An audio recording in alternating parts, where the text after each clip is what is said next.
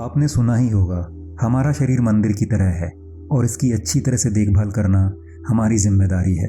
अगर आप अपना वेट कम करना चाहते हैं तो कुछ बातों का ध्यान रखना होगा।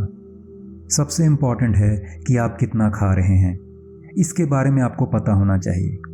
माइंडफुली खाएं, जिसका मतलब है कि जब आप खा रहे हैं तो सिर्फ और सिर्फ खाएं। उस टाइम पर ना तो टीवी देखें, ना पढ़ें और ना ही किसी से बात करें, और आप जान पाएंगे कि आप कितना खा रहे हैं। वेट कम करने में फूड की सही क्वांटिटी का बहुत इंपॉर्टेंट रोल है। यदि आप जितना खाते हैं उससे अधिक कैलोरी बर्न करते हैं तो आप अपना वेट कम कर रहे हैं। हर व्यक्ति डिफरेंट होता है। आपने देखा होगा कि कुछ लोग हैं जो बहुत सारा जंक फूड खाते हैं और फिर भी उन्हें कोई फ़र्क नहीं पड़ता। वहीं दूसरी तरफ कुछ ऐसे लोग भी हैं जो लिमिट में खाते हैं फिर भी मोटे हो जाते हैं। यह सब मेटाबॉलिज्म पर डिपेंड करता है। यदि किसी का मेटाबॉलिज्म अधिक होता है तो वो जो भी खाते हैं जल्दी से डाइजेस्ट कर लेते हैं। एक्सरसाइज भी वेट लॉस करने के लिए बहुत इंपॉर्टेंट है, लेकिन सही तरीके से एक्सरसाइज करना बहुत इंपॉर्टेंट है। वीक में 3 से 4 दिन वेट ट्रेनिंग और 1-2 दिन कार्डियो एक्सरसाइज का परफेक्ट कॉम्बिनेशन है। लोग अक्सर वेट ट्रेनिंग को इग्नोर करते हैं, जो कि बॉडी वेट को कम करने के लिए बहुत इंपॉर्टेंट है। वेट ट्रेनिंग से मसल डेवलप होती है, जो कि मेटाबॉलिज्म को और बढ़ाकर फैट लॉस में हेल्प करती है। एक और इम्पॉर्टेंट पॉइंट है और वह है कट ऑन शुगर। चीनी या शुगर कार्बोहाइड्रेट्स का एक फॉर्म है। डाइट में ज़्यादा कार्बोहाइड्रेट्स की वजह से एक्स्ट्रा कैलोरीज होती है, जो कि वेट को बढ़ाने का मेजर रीज़न है। अपने शुगर इंटेक को देखें कि क्या यह स्वीट्स, कैंडी, पोटैटोज़, ब्रेड्स या राइस से आता है। किसी भी फॉर्म में शुगर, स्पेशली फाइबर के बिना, ब्लड शुगर में फ्लक्चुएशंस कर सकता है और भी ज़्यादा कार्बोहाइड्रेट्स के लिए क्रेविंग का रीज़न बन सकता है। फूड को प्रॉपरली च्यू करना या अच्छे से चबाना। एक छोटी सी एडवाइस है, अपने खाने को एस्टिमेटेड 32 टाइम्स चबाएं। चबाने का गोल खाने को पूरी तरह से पीस देना है। जब खाने को अच्छी तरह से चबाया जाता है, आपके मुंह में जो सलाइवा है वो इसमें अच्छे से मिक्स हो जाता है, जिसमें बहुत सारे डाइजेस्टिव एंजाइम्स होते हैं। जैसे ही ये एंजाइम्स गले और पेट में जाते हैं, ये डाइजेस्टिव प्रोसेस को फास्ट कर देते हैं। अच्छी तरह से चबाया हुआ खाना स्मूथ डाइजेशन और न्यूट्रिएंट एब्जॉर्प्शन में हेल्पफुल होता है। कई स्टडीज से पता चलता है कि यूके, यूरोप और दुनिया भर में बढ़ते मोटापे का बहुत बड़ा रीज़न प्रोसेस्ड फूड है।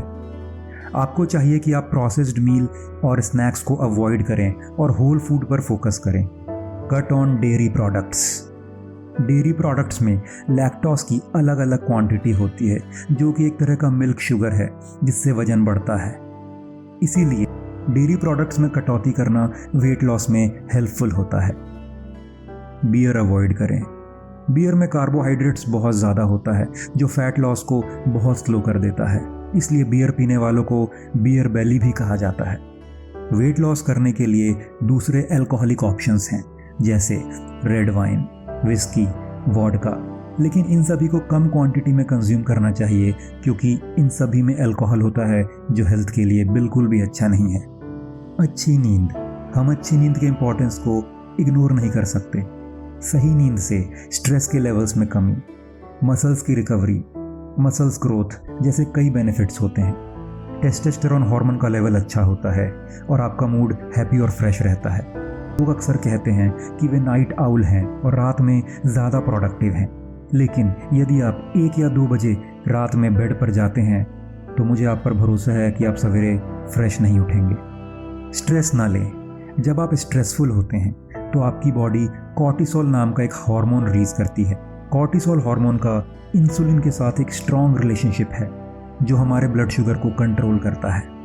जब कॉर्टिसोल का लेवल बढ़ता है तो हमारे बॉडी सेल्स इंसुलिन के लिए रेजिस्टेंस डेवलप करते हैं, जिसके कारण हमें ब्लड शुगर, वेट गेन और डायबिटीज़ होने का खतरा बढ़ जाता है। Intermittent fasting. मैंने इंटरमिटेंट फास्टिंग पर पूरा एक वीडियो बनाया है, आप देख सकते हैं। शॉर्ट में इस टेक्निक में हम थोड़ी देर में खाते हैं। ईटिंग विंडो आमतौर पर 8 घंटे की होती है और फिर 16 घंटे के लिए हम वाटर फास्टिंग, मतलब सिर्फ पानी या ब्लैक कॉफ़ी पी सकते हैं। ईटिंग विंडो आमतौर पर 8 घंटे की होती है और फिर 16 घंटे के लिए हम वाटर फास्ट करते हैं जिसमें कि हम पानी पी सकते हैं, ब्लैक कॉफ़ी पी सकते हैं, ग्रीन टी पी सकते हैं, बट इसमें दूध नहीं डालना है। यह आपकी बॉडी को एक तरह का शॉक देता है जो कि बॉडी में स्टोर्ड फैट को एनर्जी के लिए यूज़ करता है और इसके कारण वेट लॉस होता है। Next is take it slow. Body transformation एक ऐसी चीज़ है जिसे ओवरनाइट हासिल नहीं किया जा सकता है। इसे डेडिकेशन और कंसिस्टेंसी से करने के बाद भी अपने गोल तक पहुंचने के लिए सालों लग जाते हैं। कभी भी दूसरों से इंप्रेस होकर शेप में आने की कोशिश ना करें। फिट होने और वेट लूज करने में बहुत अंतर होता है। इन दिनों हम बहुत से सेलिब्रिटीज़ और मॉडल्स की चीजल्ड बॉडी को देखकर वैसा ही बनना चाहते हैं।